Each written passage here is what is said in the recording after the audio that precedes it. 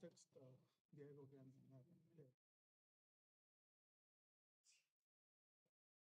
We have a quorum, so are we ready?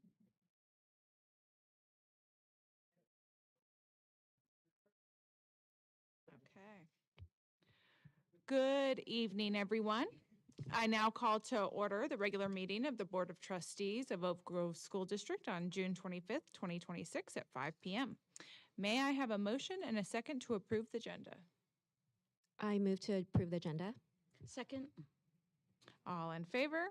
Aye. Aye. None opposed. The agenda has been approved as submitted.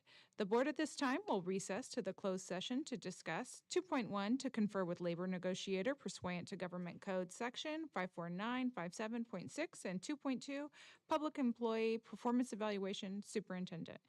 Individuals wishing to address the board regarding a closed session item are asked to reference the specific item in their public comment. You will have 3 minutes to speak. Have any public comment cards been submitted from individuals wishing to speak on these closed session items? President Neighbor, no cards have been submitted. We will now recess to closed session and will return approximately at 6 p.m.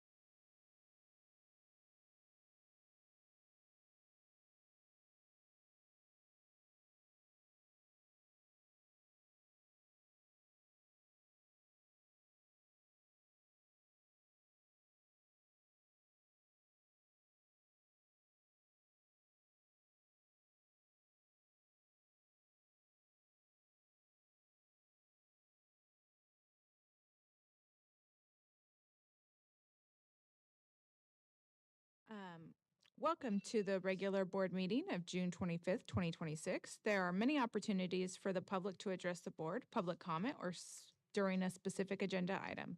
If you wish to speak to the board, please complete a request to speak card at the front and provide it to the recording secretary. When it is your turn to speak, you will have 3 minutes to speak. The Brown Act governs meetings of governmental bodies in California. Your comments to the board must be specific to the agenda item you are addressing. If there is no specific item, you are welcome to present comments during public comment. Please note that you are attending a public meeting of the Board of Trustees during doing the public's business. This is not a public forum for public debate. Land acknowledgement. Trustee Yu, please read the land acknowledgement. We acknowledge that Oak Grove School District and our schools occupy the unceded territory of the Muwekma Ohlone Nation, the sovereign nation and original people of the skies, lands, and waters where we work and learn. The Muwekma Ohlone people are the stewards of these lands and of the teaching and learning that comes from and responds to the needs of the land and the people who share it. May our daily lives and work, research, teaching, and community engagement support the evolving vision of the Muwekma Ohlone for their community and these lands. Thank you. Now we'll move to the Pledge of Allegiance. Superintendent Chides, please lead us in the Pledge of Allegiance. Thank you, President Aber. And I'm going to do something different here. For his very last board meeting, it would be an honor if Associate Superintendent Evans could do us the honor and lead us in the Pledge of Allegiance.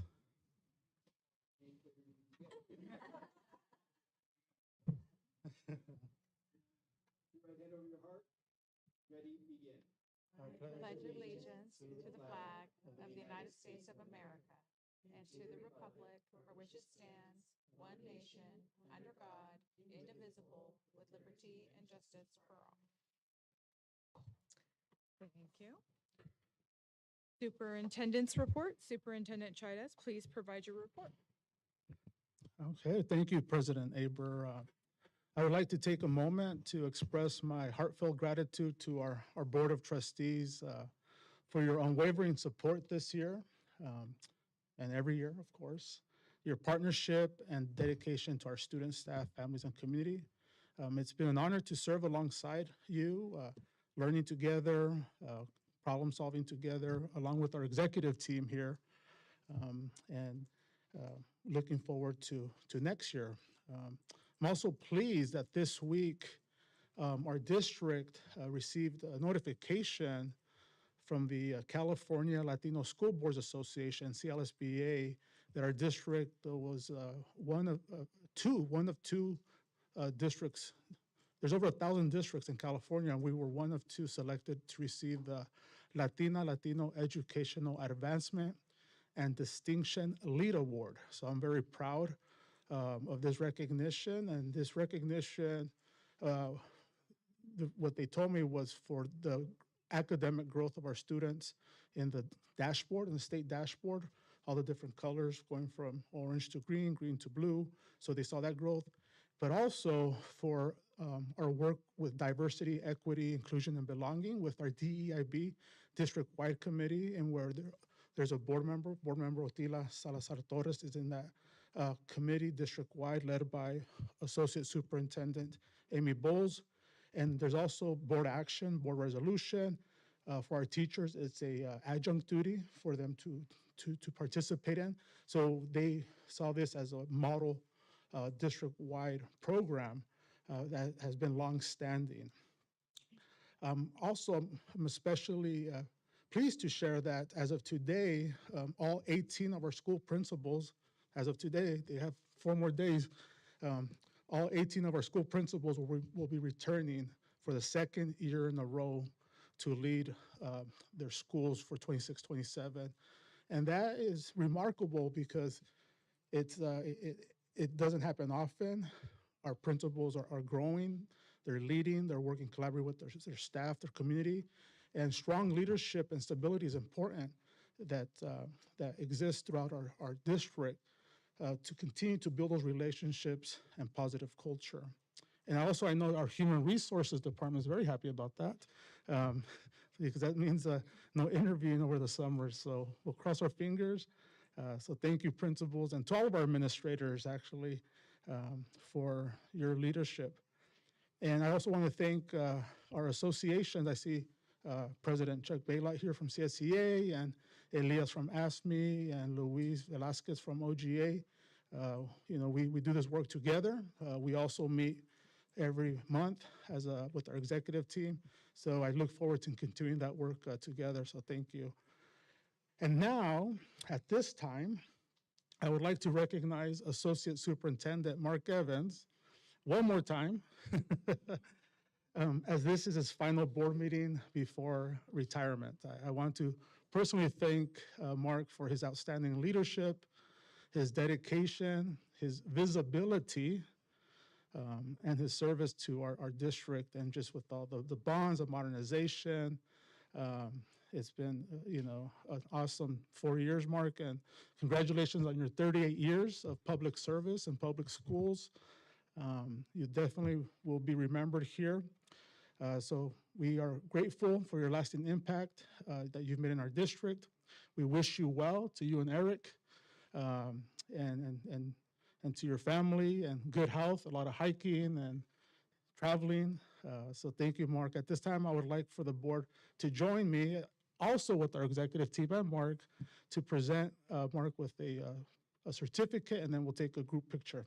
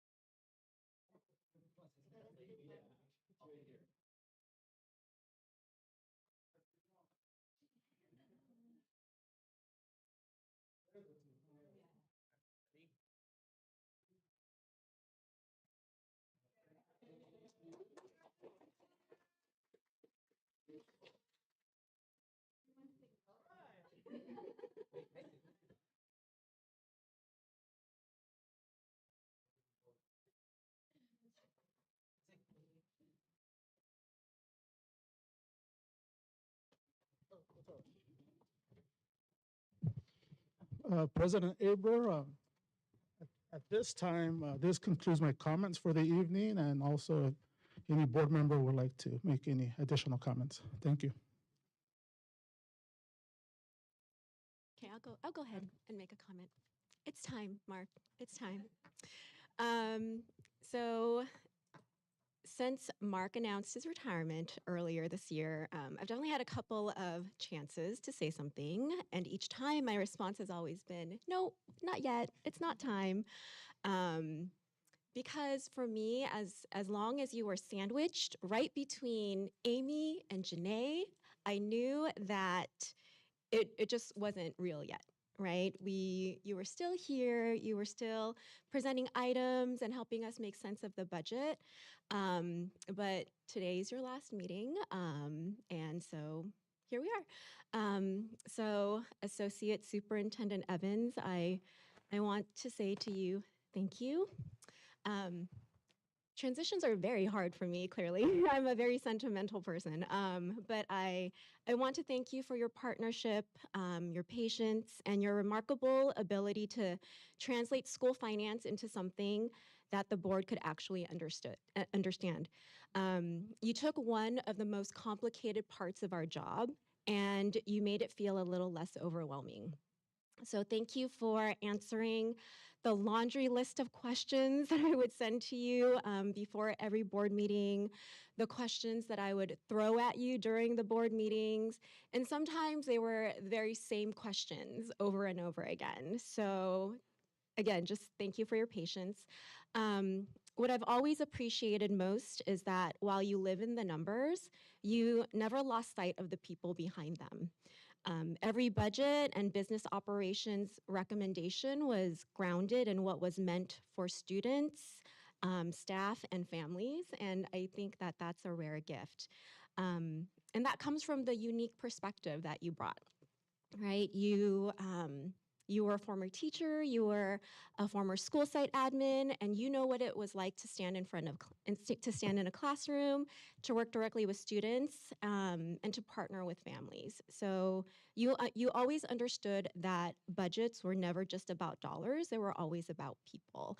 And so you truly are what Yvonne would describe as that unicorn hire. Um, I also want to thank you for choosing Oak Grove. 4 years ago, you left your own community and your family in SoCal to come and serve ours. That commitment has never been lost on me. You gave this district your full attention, your expertise, and your heart. And I think that we are better because of that. So finally, thank you again for your leadership, your kindness, and your professionalism. Congratulations on your well-earned retirement. Oak Grove is going to miss you. I'm going to miss you. But we're also very excited for your adventures ahead. I definitely have a feeling that you're going to enjoy this next chapter of your life, and you've truly earned it. So thank you, Mark. You want to go? Okay. Okay. So, one of the things that, to my understanding, Mark, I mean, before you came to the school district, you were a teacher, and you impacted a lot of kids' lives. And as a teacher, that's a profound kind of joy that you have an impact on such a large population, and that population goes on to create bigger and better things for us. Coming into the administrative side, I think that just expanded that role where now, before it was just 30, 40 students on a yearly basis. Now you're looking at large scale, 3, 4, 500 students, thousands of students that have come through the doors, and the impact that you've had on them from, providing services for them, from providing, ensuring facilities are there, ensuring that the standards that we put in place as an administrative team, they're being met, and they're getting the opportunities so that they can compete in a world with all the other kids that are out there, all the other school districts that have the funding, and they can still compete with those kids. So I think that in itself is something that is going to be a legacy of yours. And I hope in retirement that you kind of enjoy that maybe just that one person that's walking down the street, you had an impact on them, and they are they're in their role or in their position in life because of you.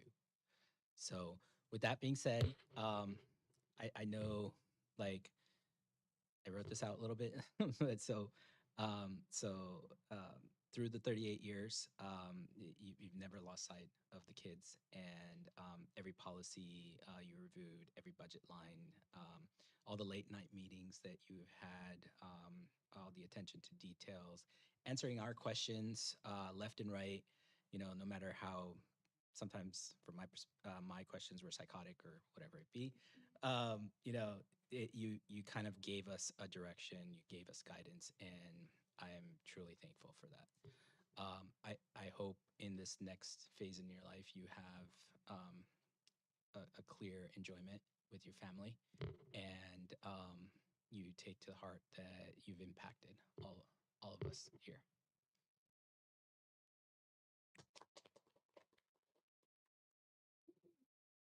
Mark, I just want to thank you for your friendship. Getting a chance to know you, sitting with you, understanding who you are and how you work with people, being in circles where I was able to see you with people has been my joy. Beyond all the circle of what you presented, how you presented it. That's just that cherry on top that you give us because we all needed it, and it was very important for us, especially as a new board. And so I thank you for that. All of that made clarity to some places where we didn't always understand. So thank you. The videos are going to be lifelong, so we can we can watch those over and over again, and hopefully champion more people to do those videos because again, the community was able to understand because of that, because of just your innovative way of communicating different, ways of thinking and seeing things. So thank you for making it simple. Thank you for just how you are, how you have been to all of us. And again, I cheer you on. Well done, good and faithful servant. And I am very happy to have known you. And I will be hoping to maybe see you on a trail someday or and just think about like I'm just even thinking about like the flowers and things that you'll plant and your gardens that you'll be able to plant. So enjoy it well.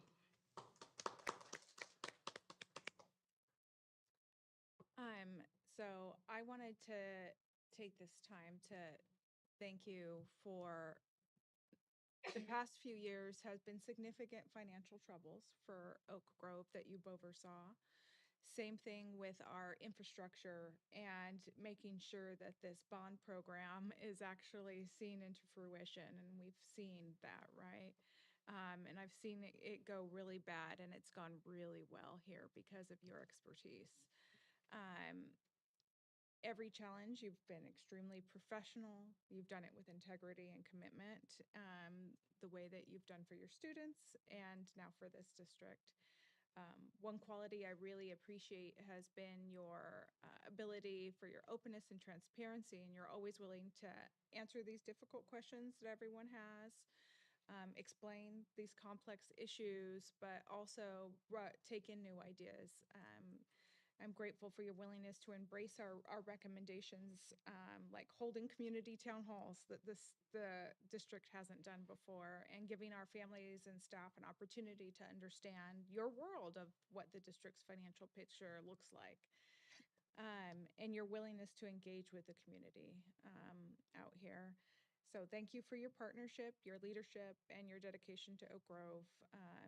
And I wish you great amount of fulfillment in whatever comes next. And I'm sure you won't miss being at San Jose Airport as much, and being able to spend some more time with your family and friends. And so I wish you the best of luck, Mark. Thank you.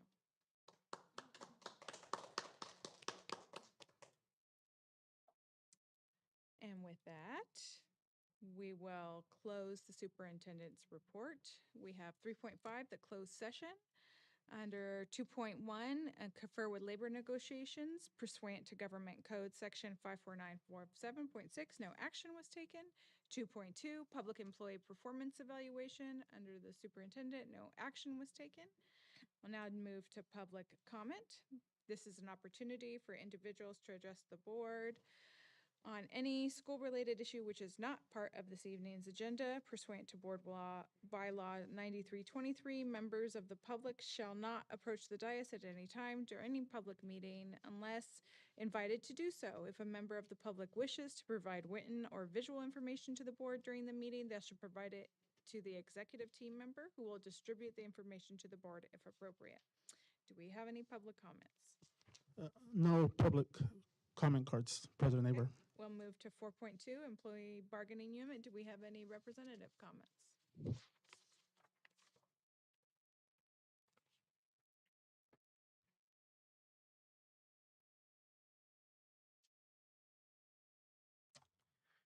Good evening, everyone. I got here and I noticed I'm the only person who isn't required to be here that showed up. So part of me was like, why did I show up? But it was the last meeting, and I wanted to speak at the last meeting and say a few things about the year and reflect a little. And also, I think there's an item, our mean openers for a contractor are here, so I thought I should be here.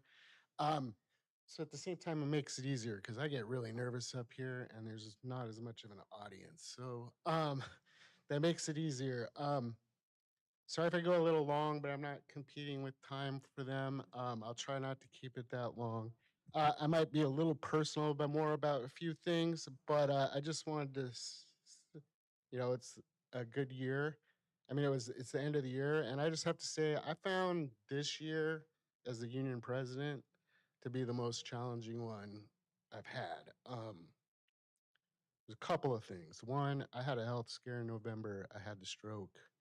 Um, Coming back from that's been pretty tough. Luckily for me, a lot of it's not visible. Like you can't always tell that there's something wrong, but a lot of it's been hard to deal with. I found, concentration had been a little harder. I do have trouble walking, which luckily is not very visible. Um, I get distracted. My focus has been harder, but all of that's been continuing to improve. And I got a lot of support back from everybody here, especially these three. And even from you guys. You guys sent me a plant. I appreciate it. I haven't thanked you publicly yet, but I don't really like talking about it when there's too much public.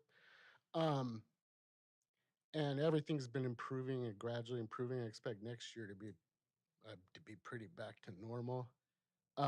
So I just want to thank you all for the support. It was also difficult because the same year we had our contract negotiations for the 3-year contract and budget cuts um, on the horizon. I just want to say, so that made it tough. There was a lot to do, do go through with it. It was very difficult, and I have the everyday challenges stuff with normal union stuff.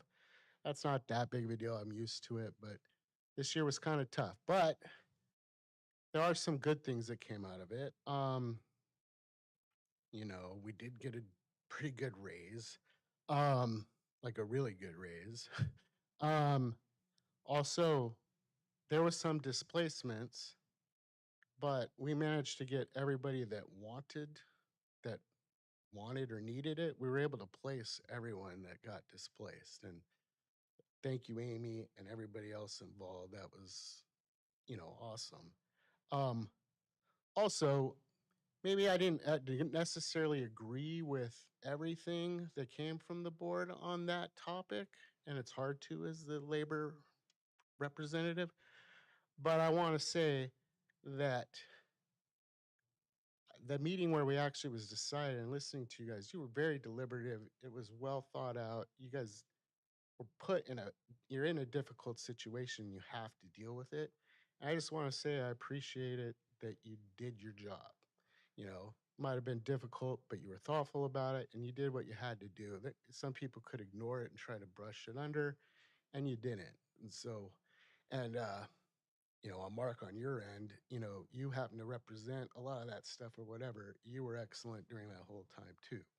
You know, uh, I would feel bad, like I wouldn't want to be in this position or whatever, but you were always positive without painting too rosy of a picture. You're realistic, you're honest. And I mean, fortunately, I think it helps that one of the labor representatives is in the business department. So, um, and I'm not trying to brown nose or anything. I'm just saying, like I know some of those numbers and I see it a lot and whatever. So he's not making stuff up. So I just wanted to say thank you to everybody. I know that was difficult, but there's no hard feelings if we might have disagreed on which cut or that there were cuts, period. Um, there's a chance we might have to talk about some of that stuff next year, but we're in good hands and I trust how you guys operate. I just wanted to let you know that, even if we don't end up agreeing on how it goes. Other reason I wanted to speak is because Mark, is retiring. We've had a few things for him already. I've already told him a few things and talked to him, but I do want to. I'm gonna recollect on some of that. The last when we were getting a new CBO, that's always a little scary. I remember I was here when we got a new CBO the prior time, and this is on YouTube. I'm a little scared she's gonna watch this, but I know her well, so and she'll know I'm coming from a good place. I remember when her name was Laura Pham. When she came on, it was a little intimidating. I actually was kind of scared of her at first.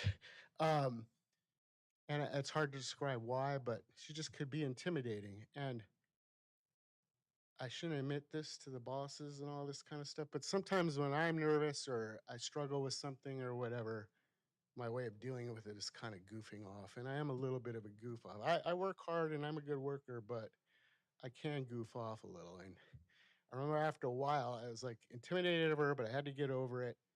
And I took kind of a dumb risk. Sometimes when she walked through our office, and we have an open office, whatever. I don't know if any of you watch Star Wars, grew up watching Star Wars or whatever, but Darth Vader has a specific theme song, and I used to whistle it when she came through. All right. And I don't know why I'm admitting to that, but that's how she was. Or whatever.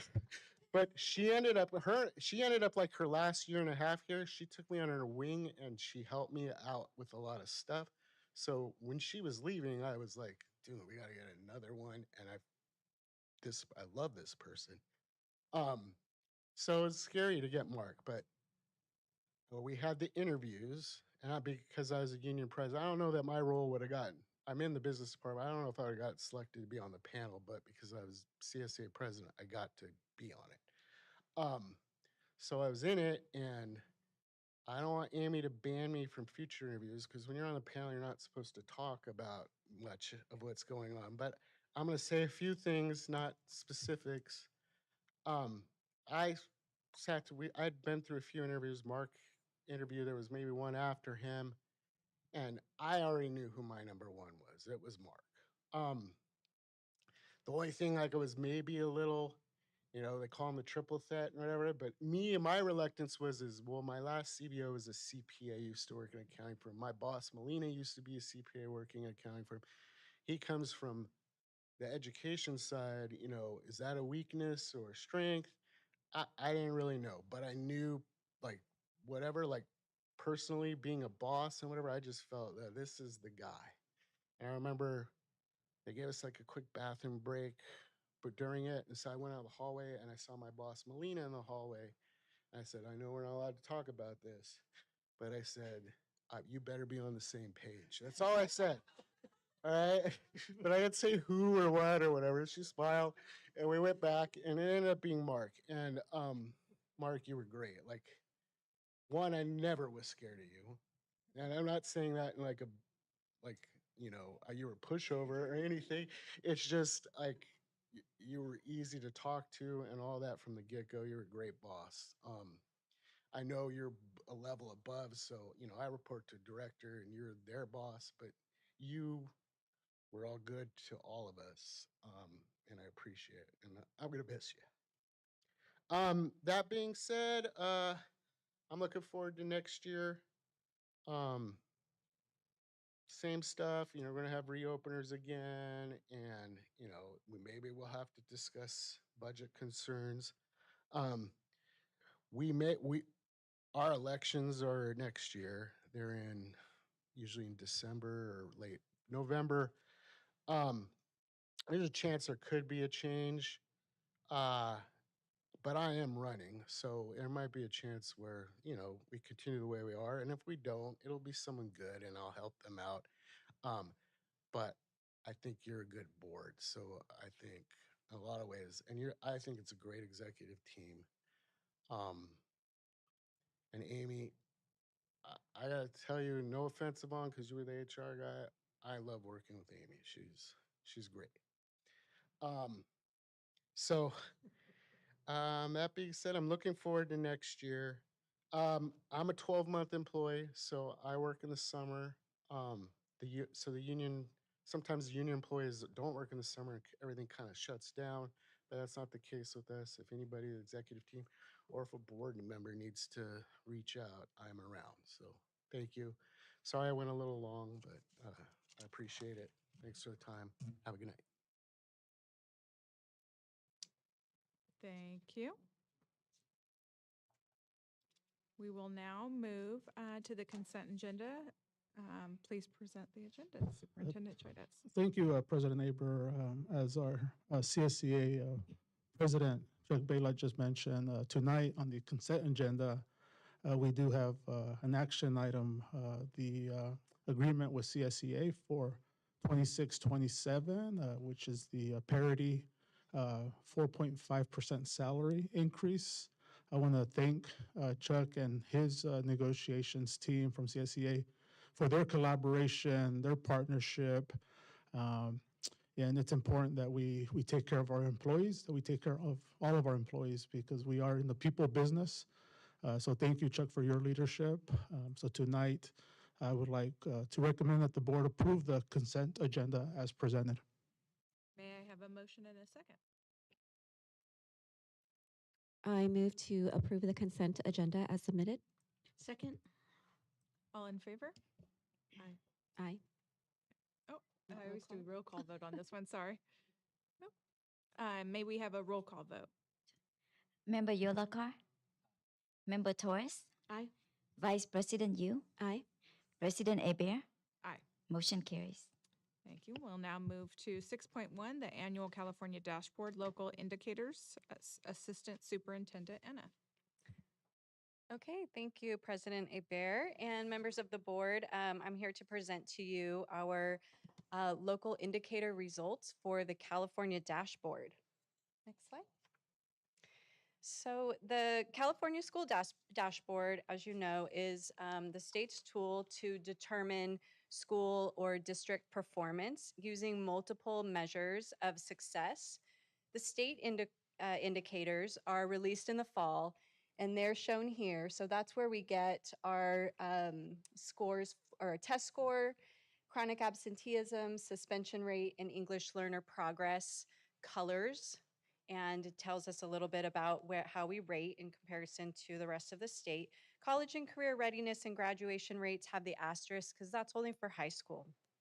The other part of the dashboard is the local indicators, which are reported to the public. It's a routine item to report on the same board meeting that the LCAP is approved. So this is always coupled with the LCAP action item. And there are 5 local indicators: the basic conditions at school, which includes Williams compliance and teacher qualifications, implementation of state academic standards, our Common Core state standard implementation, parent engagement, school climate, and access to a broad course of study. Both state indicators and local indicators align with our state's LCFF priorities. Next slide. And you can see here a visual of those 8 required state priorities under LCFF, and the arrows, the purple arrows, point to the local indicator alignment. So our local indicators meet these state priorities. On the next slide, you can see a more concrete visual of how the local indicators and the state indicators align with our LCFF. And there's one area that overlaps, and that is with school climate. School climate has a state indicator of our suspension rate and then a local indicator, which is a survey. Next slide. The state indicators are rated by the state using various measurements, and we get our colors, which is the culmination of the status and the change of those measurements. And then with our local indicators, it is a self-assessment, and we determine if we met according to the rubric or did not meet. And then there's also a qualification that means that we did not meet it for 2 or more years. I can tell you that in all of our areas, we met the standard. So we'll start off with priority 1 for basic services. All 7 in the beginning of the year, all 7 of our sites that were visited for the Williams Act, Hayes, Christopher, Del Roble, Davis, Bernal, Parkview, and Ledesma were visited and were successfully passed the Williams visit. This means that we had 100% compliance in terms of students having access to their instructional materials, and Chromebooks are part of that. Priority 2 is the implementation of the Common Core state standards. And we we do have, sorry, let me go to the next slide. Our implementation is supported by curriculum implementation.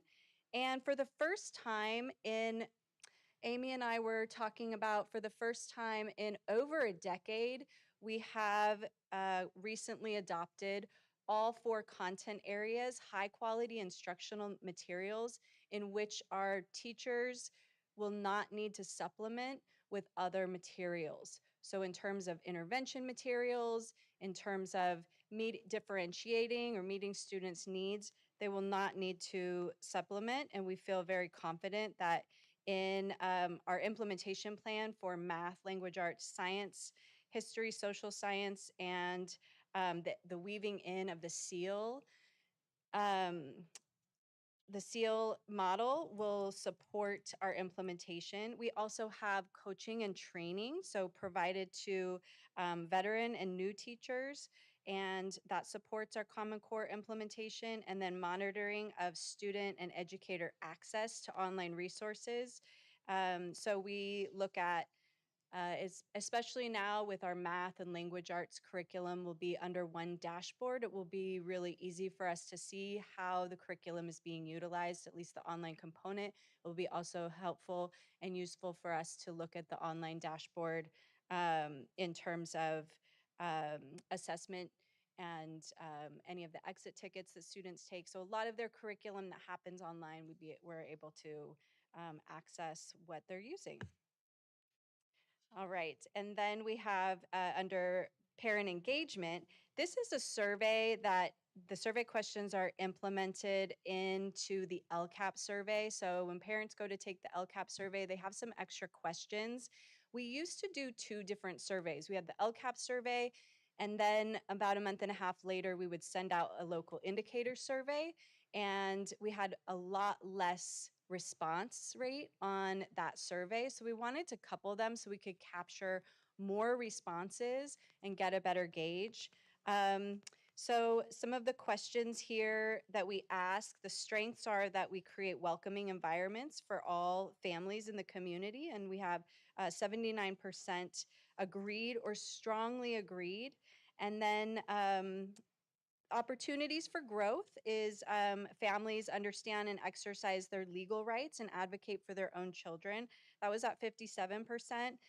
Agree or strongly agree, and we provide all families with opportunities to input on policies and programs. 60% agreed or strongly agreed. So we take a look at this and we look at ways that we can improve in those areas for the following year.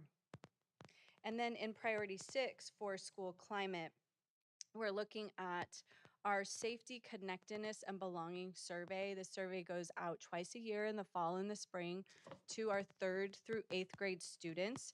And 91% of 3rd through 8th graders reported feeling safe on the spring safety, connectedness, and belonging survey. So that is a strength. Some opportunities, we noticed a disparity when we broke down the survey results by student group. We noticed there was a slight difference with Latino students, 89% feeling safe, 10% difference for our Black African American students, 81% feeling safe on the survey, and students with IEPs, a 3% difference. So we're taking a look at that and looking for ways that we can improve the school climate in terms of students feeling safe, feeling connected, feeling affirmed, culturally and linguistically affirmed on campus. Priority 7 is our course access. And so this is students having access to a broad range of subjects in elementary school, and this is the 2nd year in a row that we have 100% of elementary school students having access to core subjects, including VAPA. So in the past, we haven't always had 100% of elementary school students having access to VAPA in the sense of having a dedicated class, and now they do. Before and always, art is integrated into the curriculum, but now we have dedicated VAPA lessons for them across the visual and performing arts mediums, and Those take place for all of our elementary school students by trimester. PE and then ALD for English learners is at 100%.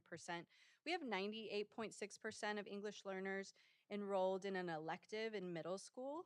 And then our opportunities is we have for our unduplicated pupils, and this is our foster and homeless youth, our English learners, our students who are socioeconomically disadvantaged. They are enrolled in middle school electives in VAPA, STEM, AVID, or ethnic studies, and 81.5%. So we're taking a look in to see, what are the limitations for them, and if we can get more students enrolled in these areas, or what else they might be interested in. Another area that we considered as an opportunity is that we worked really hard to get computer science elective at Davis so that students can seamlessly transition into the CT pathway at Oak Grove High School for computer science, and Oak Grove High School is not offering that at this time.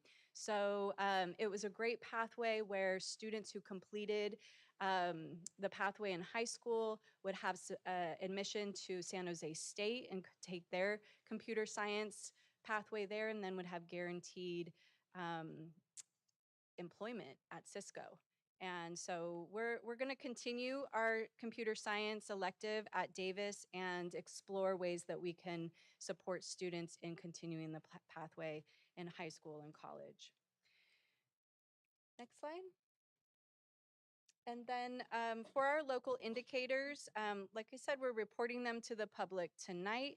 They go on to, we upload them in the state's site for uploading local indicators, and you won't find them on the website until the dashboard release in the fall. So when the state indicators are released, then you can find them. This is just a little visual. When you go to ca-dashboard.org, it does show the colors, and then it shows our local indicators and the status of met or did not meet. So with that, I'll pass it back to President Hebert. Thank you. Thank you. I don't believe we have any comment cards. Any board discussion?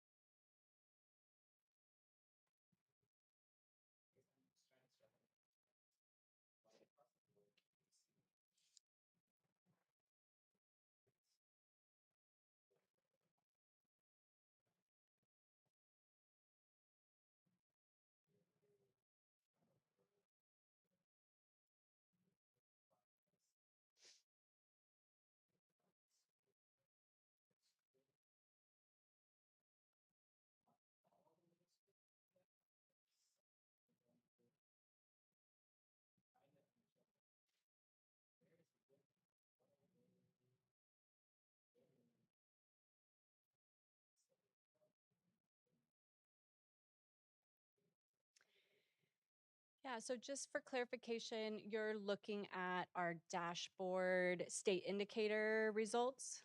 Okay. Yeah, well, just to answer, provide some insights about our English learner trajectory.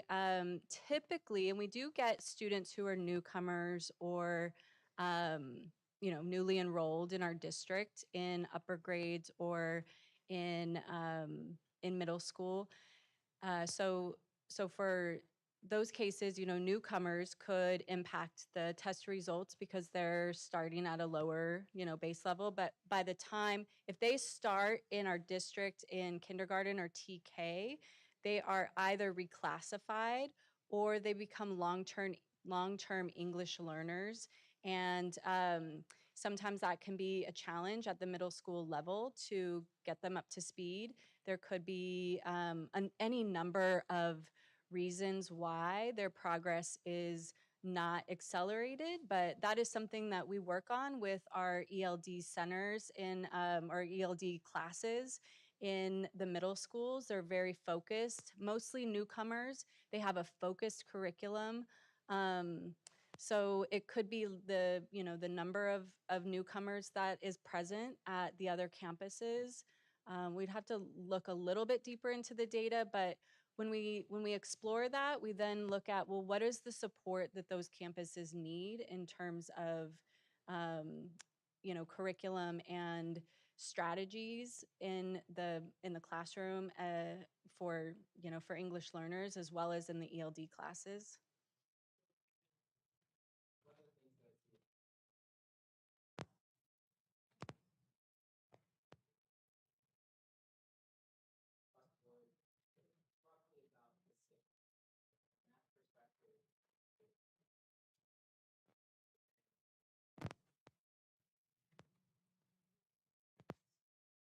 Yeah.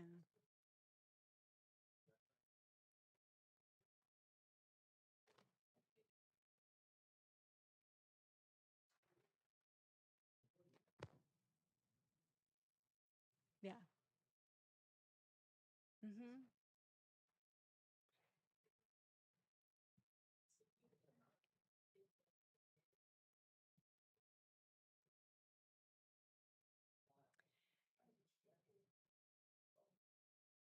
I mean, it could be year to year. We have bubbles, right, of students who are coming in from. We had recent, and maybe 2 or 3 years ago, a recent bubble of students coming in from Colombia.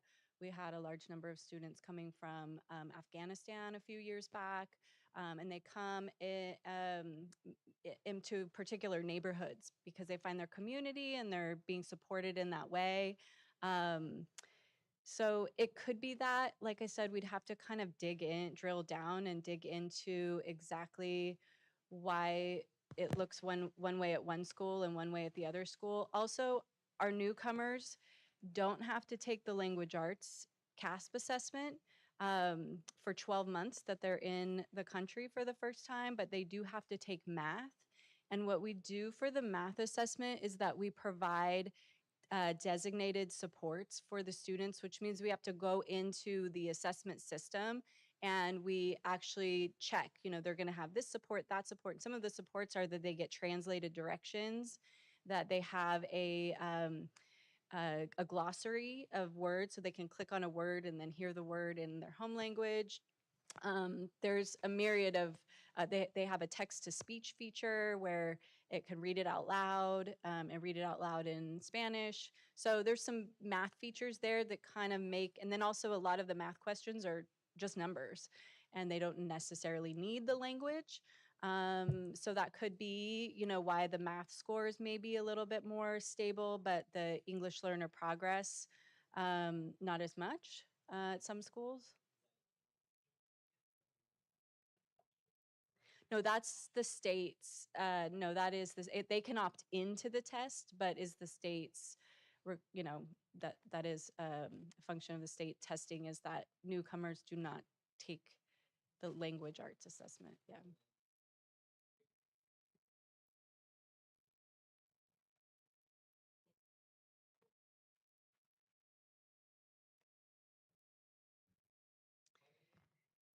So, well, yeah, I mean, they'll get the same level of support as all the English learners with our, as newcomers and English learners, they get the designated supports as needed. Yep. Yeah.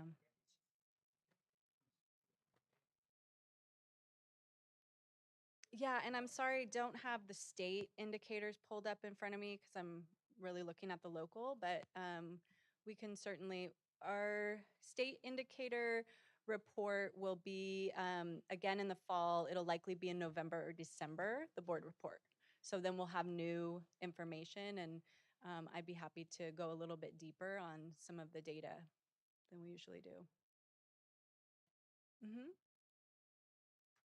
Along the same lines of our English learner population, under course access, I'm just curious, because you have 98.6% of ELs enrolled in an elective in middle school, does that mean the rest of the students are like in a designated ELD or newcomer class?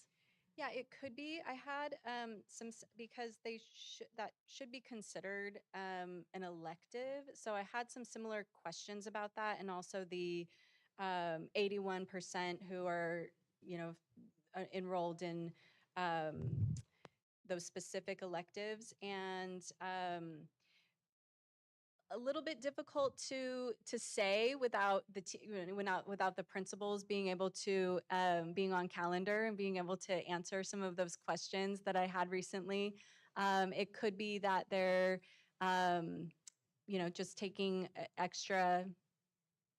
extra class that they're not choosing to be in an elective. We do want them to be in an elective. That is our goal. So our goal would be to have them 100% enrolled in an elective of something that they, an interest that they're shining in. We don't want necessarily students in only content area and remedial. We want them to have some areas where they can explore their interests and their strengths. Yeah. Okay, thank you. Just so that I understand the indicator a little bit better, the reporting comes out in November, December, Mhm. is what you're saying. And then, so for 25-26, this school year that we're finishing up, those numbers will be there. Is that what you're saying? Yeah, so And- yes, okay. yes, I'm saying that. So the 25-26 state indicators, the state will report the status and change and the colors, all of that will happen in the fall. And these local indicators will also appear on the website at the same time. Okay. So while they're made public now via board meeting, they won't be made public on the website until it all comes up together. Okay. So we do need to report our local indicators to the state, and that's been done. The state will take that information, couple it with the state indicators, and then Mhm. publish everything together all at once. Okay. It used to be, later. It used to be December. They're trying to year by year push it up a little bit further, so it's earlier in the year. So we do expect maybe an October release, but we'll wait to hear and keep you posted. Okay. And then as far as what was, what came out from last year, or, at the end of last year, Mhm. and then do we have that data as far as like what was changed, what was implemented? Is that here? Yes, Okay. that is in our LCAP. Okay, so So that's we what we're put doing all of our there. all of our dashboard Okay. indicators are on LCAP metrics. Depending Mhm. on the indicator will depend on which goal it's under, and then Mhm. we look at our implementation of our actions and Okay. analyze those, Mhm. and we have to keep track for all 3 years of the LCAP. Keep track of the changes in our metrics, Mhm. and we have a goal, and so that was reported last week, and that's what we're gonna look at approving tonight for our changes and our actions moving forward. Okay. It's hard with the dashboard and the SBAC scores because they're lagging data. Mhm. So we don't get it until we're already implementing the actions, right? We're Right. kind of looking at past results, Mhm. and we'll know how we did this school year in the middle of next school year. So it will inform us moving forward, but we don't have this year's data to say, hey, what are we going to do in August? Right. Right? So Okay. we kind of go backwards, we anticipate it, and then make the changes along the way. Okay. Yeah. Thank you. Mm-hmm. Okay, thank And you. since you also have the next one, we'll move to 7.1, Local Control Accountability Plan. Assistant Superintendent Anna. Okay, well, thank you so much. I think that Trustee Torres' last question kind of segued really nicely into the adoption of the LCAP. So this is an annual and routine item. The state requirement for our LCAP is to, in June, have a public hearing and present the LCAP to the board, and then followed by the adoption alongside our local indicator presentation. So as you know, we have 5 LCAP goals, and our goals are supported by actions in order to continuously improve in those areas as measured by a variety of metrics reported in the LCAP. So our goals are all students will be proficient in meeting and or exceeding all Common Core state standards. Where goal 2 is employing equitable practices to accelerate the academic and language achievement for traditionally underserved students. Goal 3 is we will provide an inclusive learning environment for students with disabilities. Goal 4, we will actively engage families and community members in supporting the implementation of Common Core state standards. And goal 5, school and classroom environments will support learning, safety, engagement, and healthy well-being. So it is recommended that the Board of Trustees approve the 26-27 Local Control Accountability Plan as presented. May I have a motion and a second? I move that the Board of Trustees approve the 26-27 LCAP plan as presented. Second. Any public comment cards? No cards, President Aber. Any board discussion?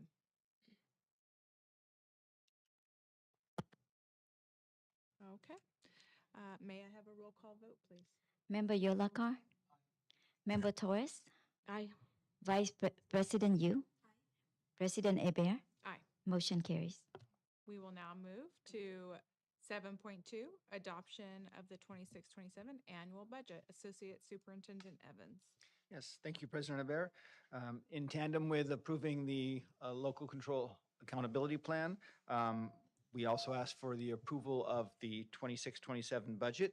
It has gone through all the stages of transparency, posted for the public, advertised in the paper. We had the public hearing last week and the budget presentation. We expect a positive rating from the county based on our budget for the next 3 years with our multi-year outlook. So we recommend that the Board of Trustees adopt the budget for 26-27 as presented. May I have a motion and a second? I move that we adopt the proposed budget for 26-27 as presented. Second. With no public comment, do we have board discussion? Nope. The easy one. May I have a roll call vote, please? Member Yolakar, Member Torres, Aye. Vice President Yu, Aye. President Hebert. Aye. Motion carries. We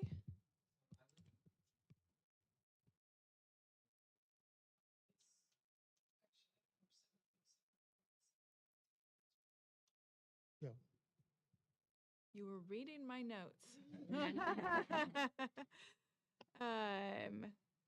President Aber, I recommend to the board bundle items 7.3 through 7.5, which are related to school modernization, as we have done together in the past, and take action on all items with a single motion and vote. Associate superintendents will present each item and answer questions before the board takes action. Are there any objections from board members? Hearing none.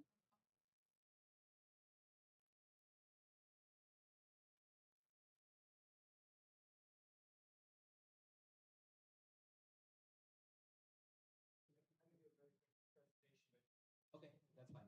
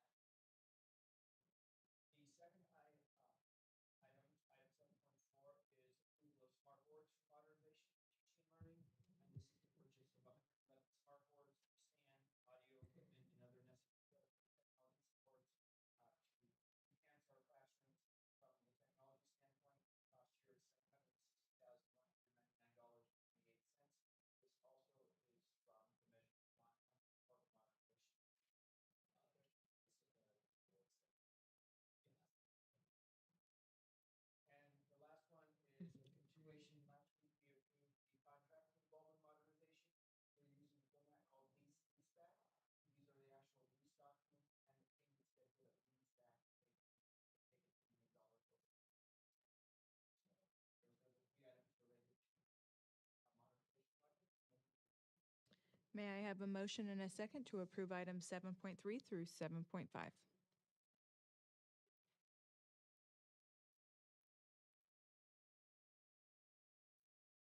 Second.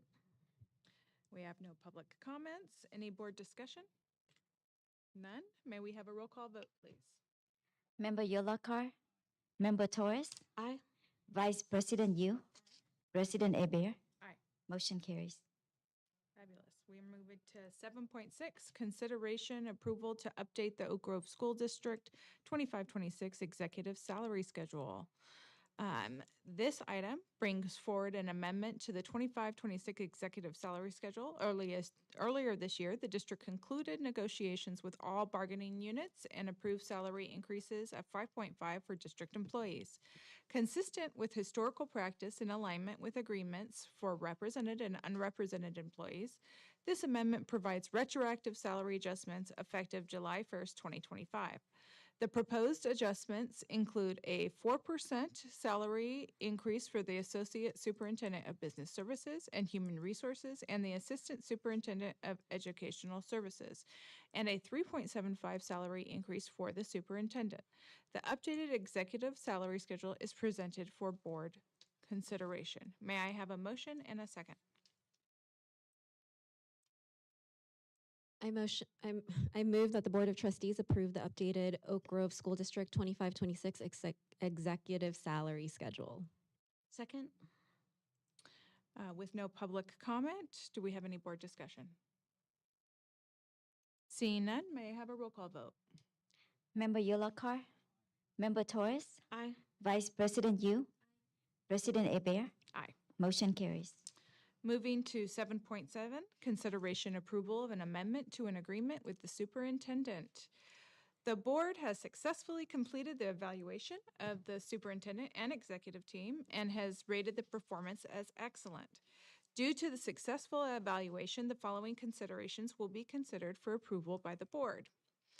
Under the superintendent's contract, it is recommended that the Board of Trustees approve the amendment to the agreement with the superintendent, Dr. Yvonne Chidas, which shall be extended to commence July 1st, 2026 and end June 30th, 2029.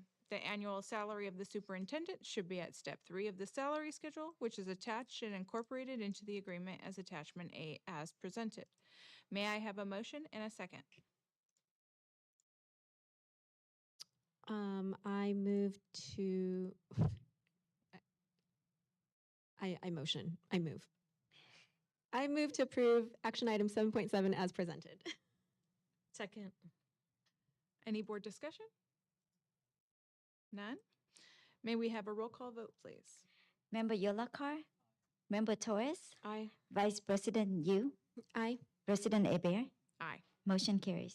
We will now move to 7.8, consideration approval of an amendment to an agreement with Associate Superintendent of Human Resources. It is recommended that the Board of Trustees approve the amendment to the agreement with the Associate Superintendent of Human Resources, Amy Bowles, which shall be extended to commence July 1st, 2026 and end June 30th, 2029. The annual salary of the Associate Superintendent of Human Resources shall be at step 6, year 6 of longevity of the salary schedule, which is attached and incorporated into this agreement as attachment A as presented. May I have a motion and a second? I'll motion to approve 7.8. Second. With no public comment cards, any board discussion? Seeing none, may we have a roll call vote? Member Yolakar, Aye. Member Torres, Aye. Vice President Yu, Aye. President Abear. Aye. Motion carries. Now to 7.9, consideration approval of an amendment to an agreement with Assistant Superintendent of Educational Services. It is recommended that the Board of Trustees approve the amendment to the agreement with the Assistant Superintendent of Educational Services, Janae Enna, which shall be extended to commence on July 1st, 2026 and end June 30th, 2029. The annual salary of the Assistant Superintendent of Educational Services shall be at step 6 of the salary schedule, which is attached and incorporated into this agreement as attachment A as presented. May I have a motion and a second? I move to approve 7.9 as presented. Second. Since we have no public comment cards, any board discussion? Hearing none, may we have a roll call vote, please? Member Yolakar, Member Torres, Aye. Vice President Yu, President Abear. Aye. Motion carries. Moving to our closing items, 8.1 correspondence and board discussion. We may now hear from board members regarding correspondence from individuals and/or organizations regarding district programs or services. Board members may report on meetings attended or other related district matters. At this time, board members may also report on committee assignments. I have something. I was able to meet with Principal Humphrey over at Anderson via Zoom just this last week, and I am pleased to say we will be starting a folklorico group over at Anderson Elementary School, and I look forward to partnering with her in regards to the sewing class that is being offered and hoping to make some skirts and some clothing for not just Anderson, but maybe our school district and getting that going. So I'm very excited. I know that our Home and School Club Rep Ayala is going to be leading the sewing class. And I believe Vianney is going to be assisting me with the folklorico. So that's it for me. I just wanted to take a moment to thank all the teachers and the administrative staff for the Oak Grove School District for a successful year. I know there's been a lot of challenges for this year and a lot of discussions, a lot of yelling and screaming, but everyone worked together to come to a resounding success. Some of the scores, some of Herman getting elected for California Distinguished School, the efforts of the administrative staff, to go in and support those students, the efforts of all the assistant staff, from working in the cafeterias to janitorial services. Wherever you're working, you're greatly appreciated. For those that do have an opportunity to take a vacation, I hope they have a wonderful vacation. And for those that don't, I hope you do take some vacation still and enjoy your time off a little bit with your family. Mark, once again, thank you for all your support, and thank you for all that you did for the school district. I personally will miss having conversations with you, and I wish you the best of luck.